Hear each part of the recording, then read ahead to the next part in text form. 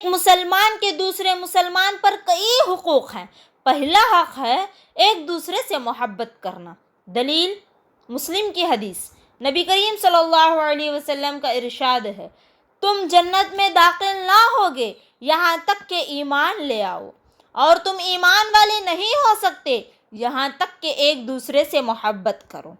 کیا میں تمہیں وہ کام نہ بتاؤں کہ جس کے کرنے سے ایک دوسرے سے محبت کرنا شروع کر دو گے؟ تم اپنے درمیان سلام کو پھیلا دو، یعنی ہر مسلمان کو سلام کہا کرو۔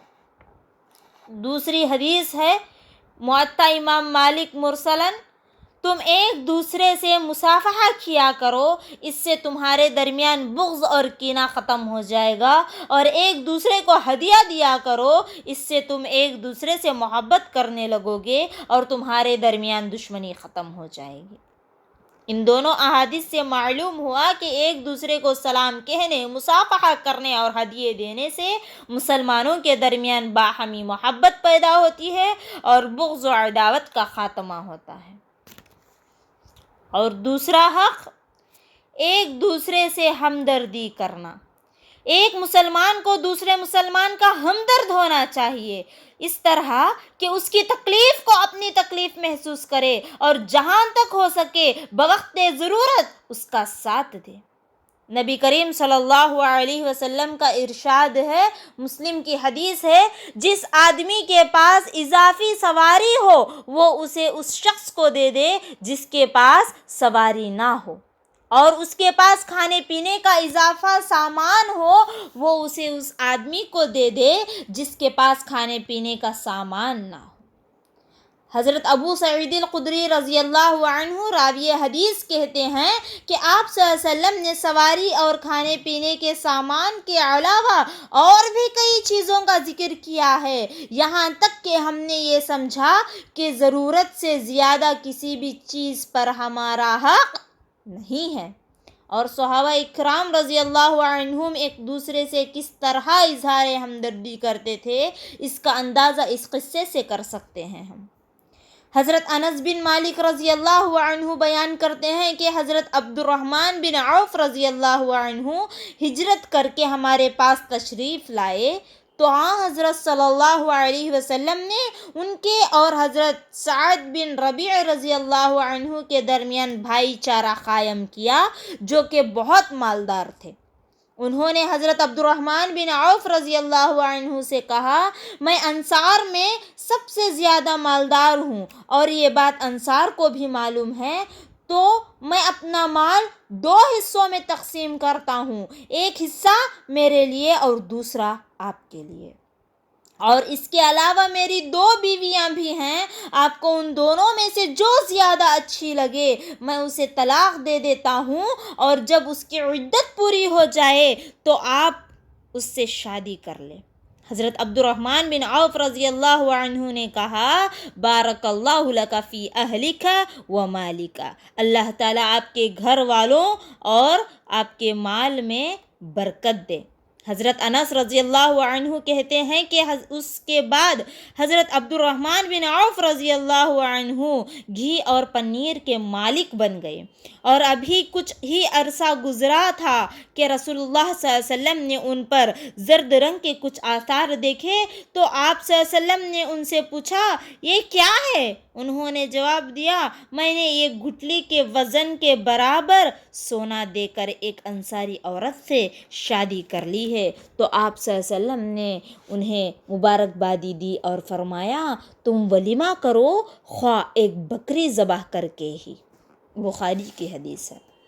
معزز سامعین و سامعات، یہ اس وقت کی بات ہے جب مسلمان کا ہمدرد تھا اور وہ ضرورت سے زیادہ چیزیں اپنے ضرورت مند بھائی کو دے دیا کرتا تھا، جبکہ آج حالات بدل چکے ہیں، کسی کو کسی کی فکر کم ہی ہے، ہر شخص اپنی ذات اور اپنے اہل و عیال کے لیے ہی سوچتا ہے، اور نوبت یہاں تک جا پہنچی ہے کہ ضرورت سے زیادہ چیزیں گھر میں پڑی پڑی خراب ہو جاتی ہیں لیکن ضرورت مند مسلمان کو نہیں دی جاتی۔ اللہ اکبر۔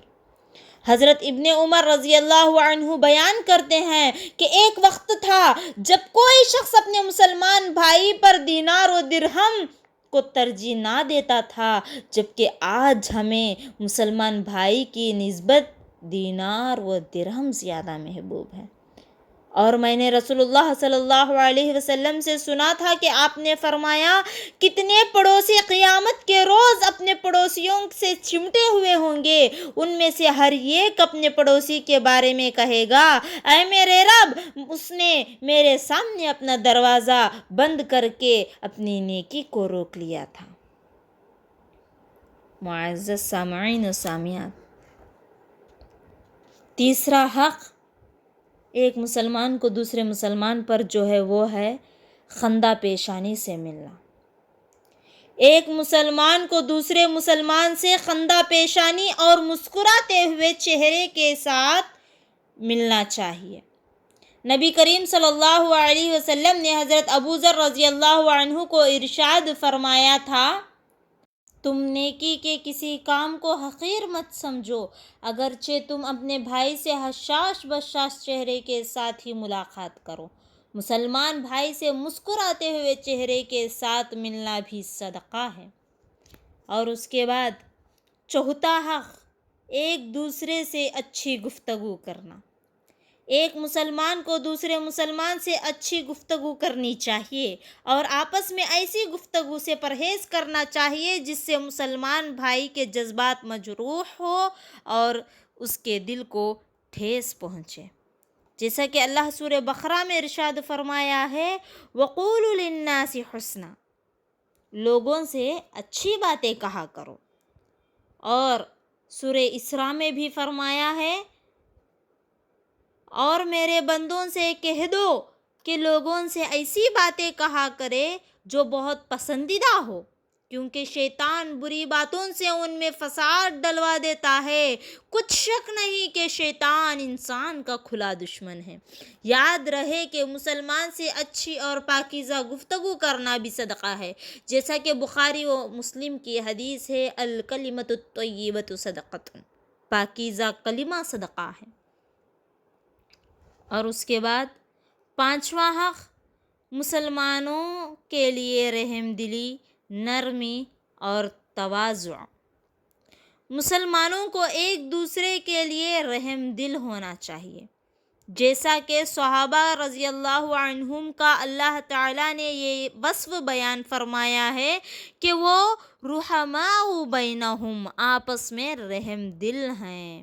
اسی طرح انہیں آپس میں ایک دوسرے سے نرمی کا برتاؤ کرنا چاہیے، سختی کا نہیں۔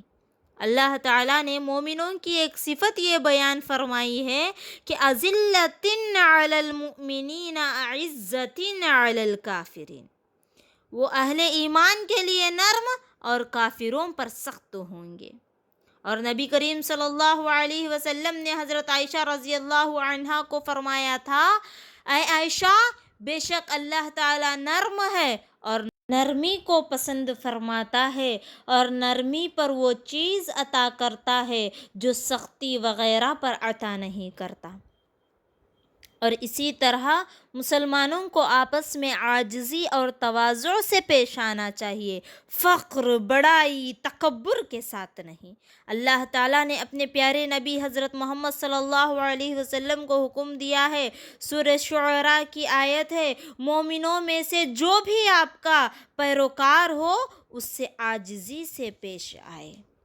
اور نبی کریم صلی اللہ علیہ وسلم کا ارشاد ہے، ابو داؤد کی حدیث ہے، بے شک اللہ تعالیٰ نے میری طرف وحی کی ہے کہ تم تواضع اختیار کرو، یہاں تک کہ کوئی شخص کسی پر نہ فخر کرے اور نہ ہی کسی پر ظلم کرے۔ تواضع اختیار کرنے سے اللہ تعالیٰ بندے کی عزت و رفعت میں اضافہ فرماتا ہے۔ نبی کریم صلی اللہ علیہ وسلم کا ارشاد ہے، مسلم کی حدیث ہے، صدقے سے مال میں کمی نہیں آتی، درگزر کرنے سے اللہ تعالیٰ بندے کی عزت میں یقینی اضافہ کرتا ہے، اور تواضع اختیار کرنے سے اللہ تعالیٰ اسے ضرور بلندی عطا کرتا ہے۔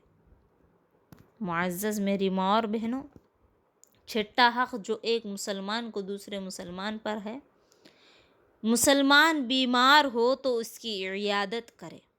نبی کریم صلی اللہ علیہ وسلم کا ارشاد ہے، ابن ماجہ کی حدیث ہے، جو شخص مریض کی عیادت کرے تو آسمان سے ایک اعلان کرنے والا اعلان کرتے ہوئے کہتا ہے کہ تمہیں خوشحالی نصیب ہو، تمہارا چلنا بہت اچھا ہے اور تم نے جنت میں ایک گھر بنا لیا۔ اللہ اکبر۔ دوسری ایک روایت میں یہ الفاظ ہیں، جب ایک آدمی اپنے بھائی کی عیادت یا زیارت کرے تو اللہ تعالیٰ اس سے کہتا ہے تم اچھے ہو اور تمہارا چلنا بھی اچھا ہے اور تم نے جنت میں گھر بنا لیا۔ حضرت ثوبان رضی اللہ عنہ بیان کرتے ہیں کہ نبی کریم صلی اللہ علیہ وسلم نے ارشاد فرمایا، ایک مسلمان جب اپنے مسلمان بھائی کی عیادت کے لیے جاتا ہے تو وہ واپس لوٹنے تک جنت کے میووں میں رہتا ہے۔ مسلم کی حدیث ہے۔ صرف یہی نہیں کہ مسلمان بھائی کی عیادت کرنے والے شخص کو جنت کی بشارت دی جاتی ہے، بلکہ 70,000 فرشتے دن رات اس کے لیے مغفرت کرتے ہیں۔ نبی کریم صلی اللہ علیہ وسلم کا ارشاد ہے، ترمذی کی حدیث ہے، کوئی مسلمان جب صبح کے وقت مسلمان بھائی کی عیادت کرے تو شام ہونے تک 70,000 فرشتے اس کے لیے مغفرت کی دعا کرتے رہتے ہیں، اور اگر وہ شام کے وقت اس کی عیادت کرے تو صبح ہونے تک 70,000 فرشتے اس کی مغفرت کے لیے دعا کرتے رہتے ہیں، اور جنت میں اس کے لیے ایک باغ ہوگا۔ اللہ اکبر، سبحان اللہ۔ اللہ ہم تمام کو اس کی توفیق دے اور ہمیں یہ نصیب فرمائے۔ اور اس کے بعد 7واں حق مسلمانوں کی خیر خواہی کرنا ہے۔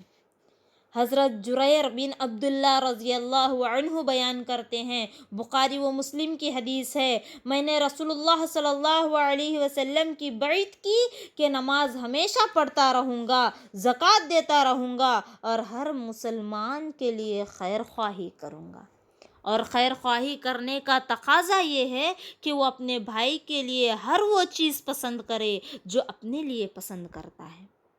نبی کریم صلی اللہ علیہ وسلم کی حدیث ہے، بخاری و مسلم میں، لا یؤمن احدکم حتی یحب لاخیہ ما یحب لنفسہ، تم میں سے کوئی شخص کامل ایمان والا نہیں ہو سکتا یہاں تک کہ وہ اپنے بھائی کے لیے بھی وہی چیز پسند کرے جو اپنے لیے پسند کرتا ہے۔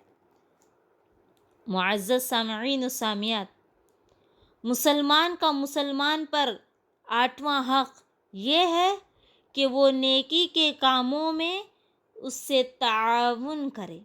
اگر وہ پریشان ہو تو اس کا ساتھ دے اور جہاں تک ہو سکے اس کی مدد کرے۔ اللہ تعالیٰ سورہ مائدہ میں ارشاد فرماتا ہے، اعوذ باللہ من الشیطان الرجیم، وَتَعَاوَنُوا عَلَى الْبِرِّ وَالتَّقْوَى وَلَا تَعَاوَنُوا عَلَى الْإِثْمِ وَالْعُدْوَانِ، تم نیکی اور تقوی کی بنیاد پر ایک دوسرے سے تعاون کرو اور گناہ اور زیادتی پر ایک دوسرے تعاون نہ کرو۔ اور حدیث شریف میں آپ صلی اللہ علیہ وسلم نے تمام مومنوں کو ایک دیوار کی مانند قرار دیا۔ بخاری و مسلم کی حدیث ہے، ایک مومن دوسرے مومن کے لیے دیوار کی مانند ہے جس کی ایک اینٹ دوسرے اینٹ کو مضبوط بناتی ہے، لہٰذا ہر مومن کو دوسرے مومن سے تعاون کرتے ہوئے اسے مضبوط بنانا چاہیے اور ضرورت کے وقت اسے بے یار و مددگار نہیں چھوڑنا چاہیے۔ اور جو شخص اپنے بھائی کی مدد کرتا ہے اللہ تعالیٰ اس کی مدد کرتا ہے۔ یاد رہے کہ محتاجوں کی مدد کرنے والا بھی مجاہد ہے۔ نبی کریم صلی اللہ علیہ وسلم کا ارشاد ہے، بخاری کی حدیث ہے، بیوہ اور مسکین کے لیے کوشش کرنے والا ایسا ہے جیسے اللہ کے راستے میں جہاد کرنے والا ہو، یا جیسے رات کو قیام کرنے اور دن کو روزہ رکھنے والا ہو۔ معزز سامعین و سامعات، 9واں حق مسلمان کا مسلمان پر یہ ہے مظلوموں کی مدد کرنا۔ اگر اس پر ظلم کیا جائے تو وہ اس کا ساتھ دے اور حسب قدرت اس کی مدد کرے۔ اللہ تعالیٰ کا فرمان ہے سورہ انفال میں، اگر وہ تم سے دین کے بارے میں مدد طلب کرے تو ان کی مدد ضرور کرو۔ اور نبی کریم صلی اللہ علیہ وسلم کا ارشاد ہے، بخاری و مسلم کی حدیث ہے، مسلمان کا بھائی ہے، چنانچہ وہ نہ اس پر ظلم کرتا ہے اور نہ ہی اسے ظالموں کے سپرد کرتا ہے، اور جو شخص اپنے بھائی کی ضرورت کو پورا کرنے میں لگا رہتا ہے اللہ تعالیٰ اس کی حاجت کو پورا کرتا رہتا ہے۔ اسی طرح آپ صلی اللہ علیہ وسلم کا ارشاد ہے، اپنے بھائی کی مدد کرتے رہا کرو چاہے وہ ظالم ہو یا مظلوم۔ صحابہ اکرام رضی اللہ عنہم نے کہا، مظلوم کی مدد کرنا تو ٹھیک ہے لیکن ظالم کی مدد کیسے کرے؟ آپ صلی اللہ علیہ وسلم نے فرمایا، اسے ظلم سے روکنا اس کی مدد کرنا ہے۔ سبحان اللہ، بخاری اور ترمذی کی حدیث ہے۔ اور اس کے بعد 10واں حق، ایک مسلمان کو دوسرے مسلمان پر جو ہے وہ ہے مستحق لوگوں کے لیے سفارش کرنا۔ ایک مسلمان جب اپنے ایک جائز کام کے لیے سفارش کا محتاج ہو تو وہ شخص اس کے حق میں سفارش ضرور کرے جو اس کی طاقت رکھتا ہو۔ اللہ رب العزت کا فرمان ہے، سورہ نساء میں آیت موجود ہے، جو شخص نیک بات کی سفارش کرے تو اس کو اس کے ثواب میں سے حصہ ملے گا، اور جو بری بات کی سفارش کرے اس کو اس کے عذاب میں سے حصہ ملے گا۔ اور حضرت ابو موسیٰ الاشعری رضی اللہ عنہ بیان کرتے ہیں کہ جب رسول اللہ صلی اللہ علیہ وسلم کے پاس کوئی سائل آتا یا آپ سے کوئی کام طلب کیا جاتا تو آپ فرماتے، سفارش کرو تمہیں بھی اجر ملے گا، اور اللہ تعالیٰ اپنے نبی صلی اللہ علیہ وسلم کی زبانی جو چاہے گا فیصلہ فرمائے گا۔ بخاری و مسلم کی حدیث ہے۔ معزز سامعین، خاص طور پر جب لوگ اپنی ذاتی اغراض و مقاصد کے لیے ناجائز سفارشیں کرتے ہو اور مستحق لوگوں کا حق چھین کر غیر مستحق لوگوں کو دلواتے ہو، اور حق والے کو بغیر سفارش کے حق ملنا مشکل ہو، تو ایسے میں اس کا حق دلوانے کے لیے اس کے حق میں سفارش ضرور کرنی چاہیے۔ اس کے بعد 11واں حق جو ایک مسلمان کو دوسرے مسلمان پر ہے وہ ہے مسلمان کے لیے غائبانہ دعا کرنا۔ نبی کریم صلی اللہ علیہ وسلم کا ارشاد ہے، مسلم کی حدیث ہے، کوئی بندہ مسلمان جب اپنے بھائی کے لیے اس کے پیٹھ پیچھے دعا کرے تو فرشتہ کہتا ہے، اور تیرے لیے بھی وہی چیزیں ہوں جس کا تو اپنے بھائی کے لیے سوال کر رہا ہے۔ اللہ اکبر۔ مسلم کی دوسری روایت میں ہے کہ ایک مرتبہ حضرت ام الدرداء رضی اللہ عنہا نے اپنے داماد صفوان سے پوچھا کہ اس سال تمہارا حج کرنے کا ارادہ ہے؟ اس نے کہا جی ہاں۔ تو انہوں نے کہا تب ہمارے لیے بھی اللہ تعالیٰ سے خیر و بھلائی کی دعا کرنا، کیونکہ نبی کریم صلی اللہ علیہ وسلم فرمایا کرتے تھے کہ مسلمان کی اپنے بھائی کے لیے غائبانہ دعا قبول کی جاتی ہے، اور جب بھی اس کے لیے خیر کی دعا کرتا ہے تو اس کے سر کے پاس ایک فرشتہ جس کی اس کے ساتھ ساتھ رہنے کی ڈیوٹی ہوتی ہے، وہ ہر مرتبہ اس کی دعا پر آمین کہتا ہے، اور وہ اس کے لیے دعا کرتا ہے کہ تجھے بھی وہی چیزیں نصیب ہوں۔ مسلم کی حدیث ہے۔ معزز سامعین و سامعات، مسلمان کے مسلمان پر 5 حقوق ہیں۔ نبی کریم صلی اللہ علیہ وسلم نے ارشاد فرمایا، بخاری و مسلم کی حدیث ہے، حق المسلم علی المسلم 5، رد السلام وعیادۃ المریض واتباع الجنائز واجابۃ الدعوہ وتشمیت العاطس۔ مسلمان کے مسلمان پر 5 حقوق ہیں، سلام کا جواب دینا، رد السلام، وعیادۃ المریض، مریض کی عیادت کرنا، واتباع الجنائز، فوت شدہ کی نماز جنازہ پڑھنا، واجابۃ الدعوہ، دعوت قبول کرنا، وتشمیت العاطس، اور چھینکنے والا جب الحمدللہ کہے تو اس کو یا رحمت اللہ کہنا۔ جبکہ مسلم کی ایک اور روایت میں 6 حقوق کا ذکر ہے۔ ایک یہ کہ وہ جب مسلمان سے ملے تو اسے سلام کہے، دوسرا یہ کہ جب کوئی مسلمان کسی سے نصیحت طلب کرے تو وہ اسے نصیحت کرے۔ باقی 4 حقوق وہی ہیں جن کا ذکر پچھلے حدیث میں کیا گیا ہے مسلم۔ اللہ تعالی ہم سب کو اس کی توفیق دے اور مسلمانوں کی درمیان الفت و محبت پیدا فرمائے، آمین ثم آمین۔ السلام علیکم ورحمۃ اللہ وبرکاتہ۔